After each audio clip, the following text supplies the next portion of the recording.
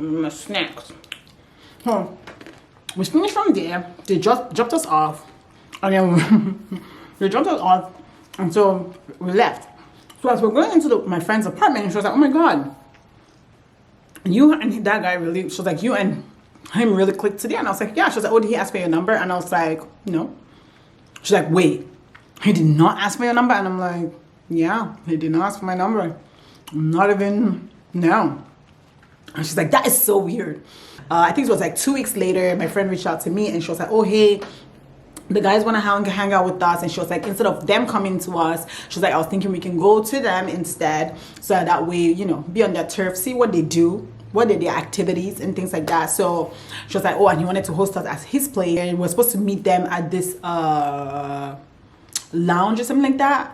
And so we went there, we parked and everything, came out, and then they were already like waiting for us in the front. And so when we got there, I'm not even kidding, as soon as we got there, this guy did not even say hello, hi, nothing. Like, he did not say a word to me. He just said, "Please, can I get your number?" And I looked at him and I was like, "Huh, you realize you messed up, huh?" He was like, "Yeah, I did." He was like, "Please, can I get your number?" And I was like, "Sure." Boy, I'm getting hot telling you guys this story. Like, I'm getting real hot. Woo, I'm getting real hot telling you guys this story. I'm hot. We get into the lounge and everything. We're there, we're chilling, we got drinks, and then we had shots and everything. It was really cool because it was like really nice. We really partied and it was really nice, really cool. And then his friend was like, "Oh, you guys can come over to my place and then we can have like just a little after party and then we can go." Because again, remember, we live in LA. Everything closes at 2 a.m. Like, let's not even say 2 a.m. Everything closes at 1:30. By 1 a.m., if you've not done the thing that you need to do, chances are you're not going to do it at all. And if it includes liquor or activities that are 18 and over, no, 21 and over. So there you go. So we went back to his place, which was really nice. We sat, he had drinks and things. Like, he was really like a great host. I could tell that the flirting had gone from like 0.1 to like 0.088899 million at this point. At this point, let me tell you something. At this point, if you're my brother, my sister, my relative, stop listening to the story. Just go away so that we will not argue later. Because at this point, my hoo-ha was on fire. Like, I don't care what nobody says. I was really hot down there. I was, woo. I just wanted to know. I was curious. I wanted to know. Like, I actually wanted to know. Like, I legit wanted to know. I was curious. I was like, "Oh, what we got going on?" My friend and his best friend were talking about blah, blah. I don't know what we're talking about at this point, because I was no longer paying attention to what it is that they were doing. I was paying attention to this man in front of me. And in all that quietness, this man just like grabbed me and kissed me. And I'm like, "Okay, yes, sir. You said it. I'm just doing what you do. I'm just following your lead." Night goes by, blah, blah. We go home. Nothing happened, in case you're wondering. Nothing. So we went home and everything. And then the next day he texted me, right? Because now he has my number. So he texted me and we started talking. So we'll just talk about random things, like just everyday stuff. He finally started bringing up the conversation. He was like, "Oh yeah, so I want to taste that sangria. Like, I wanted to see when I can taste that sangria." And I was just like, "Boy, you just want me to make you sangria just like that for no reason? You can tell me the ingredients that you need to make the sangria, and then I can just make that readily available for you, so that way we can try the sangria." So I was like, "Are you trying to say your place on my place? Is that what you're trying to say? Because that's a hint that I'm getting from this conversation." And then he was like, "Okay, so how about that?" And I was like, "You know what, how about my place? I feel safer in my space." And so he was like, "Sure." And so we picked a weekend. He came over, we hung out and everything. So when we hung out, I made a sangria, obviously. He had a sangria. I was like, "Oh, okay, that's really good." Whatever. It was really nice. We literally spent the entire night like just talking and stuff. And I just realized, like, oh my God. Time passed, right? Time passed. We're talking and things like that. And then I realized that he's super introverted. Didn't like to go out a lot. He was like a homebody, which is not something that was my vibe. Like, I wanted to be with someone who, one, could be introverted but really love to go out, like really love to like explore, do things like that. That's just where I was coming from. I was coming from like, I wanted someone who just wanted to have a great time, go to brunch with me, have bottomless mimosas, and just go wild and just go crazy. It's my preference. That's what I wanted.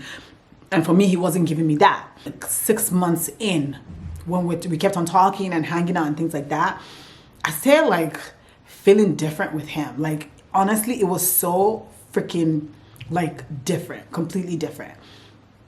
And so, and let me explain something to you. There was something about him that was just so like amazing. I don't know how to explain it. Like, literally, he'll come to pick me up. He'll open the door for me. He always will pay for anywhere I went to. He always will pay. Like, it did not matter what it was. He'll always pay for me. Even if it was in a group setting, he will always ensure that I was okay. He always checked on me. Like, every time we'll go somewhere or we'll hang out somewhere, I will see, like, I can see him seeing me. Like, I can see him seeing me. So one day he told me, I was like, oh, okay, I want to take you out to brunch. And I was like, oh, okay, look at you initiating like activities to do outside of the house. And so he was like, yeah, I want to take you to brunch or whatever. And so I got ready. We went out to brunch. And that day I was just not feeling it. He took me to this brunch place. He didn't even have mimosas or anything, which now sounds stupid. But to be honest with you, it was just like, I think I could feel myself falling for him. And I was doing everything I could to sabotage the relationship. And so we went to brunch. I didn't talk much. I just ate. And then I came back. And so when we came back to my place, so he asked me, he was like, what's going on? Are you okay?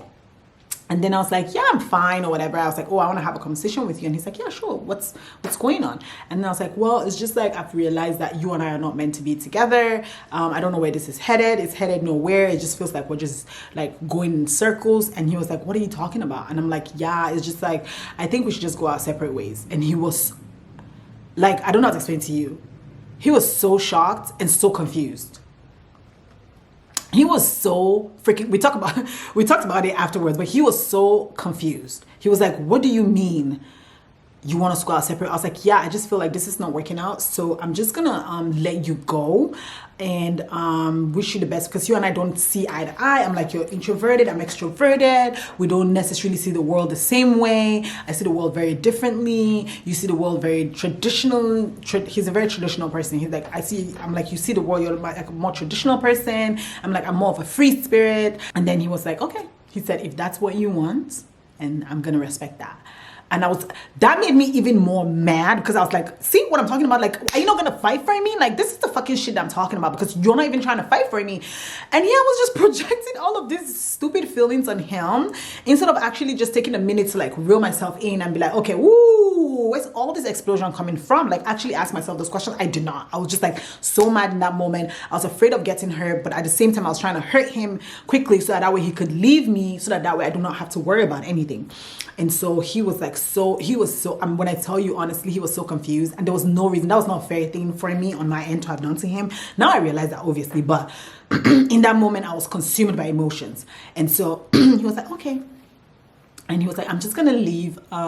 He's like, I honestly wish you nothing but the best. He's like, you're such an incredible person. You're such an incredible human being. I just enjoyed my time with you the entire time. And I want you to know that I wish you nothing but the absolute best, because you deserve it. And then he leaves, and I was so freaking sad, guys. Like, I can remember vividly, whoo, I can feel the emotions coming back. Whoo. Let's give it a second. Let's breathe in.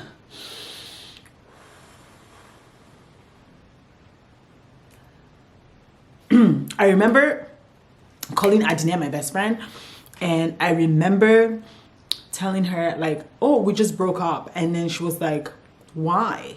And so I was explaining to her why we broke up, and she was like, but why, Jubilee? Why? She kept on saying like, why?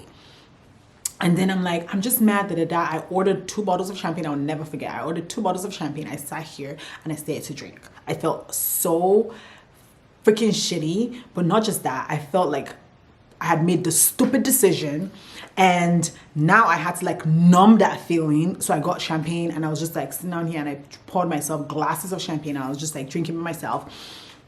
And I was so sad. And then I called her and I was saying, fuck him, you know, this is this. I don't need to explain myself to anybody. He's just not going to meet me halfway. He doesn't want to meet me halfway. She said, did he tell you that? And I was like, no, I can just tell from his body language. I can just tell from the way that he's acting. I can just, she's like, how is he acting? She's like, Julie, this man likes you a lot. Like, even a blind man can tell that he likes you. She's like, so I don't understand what you're talking about.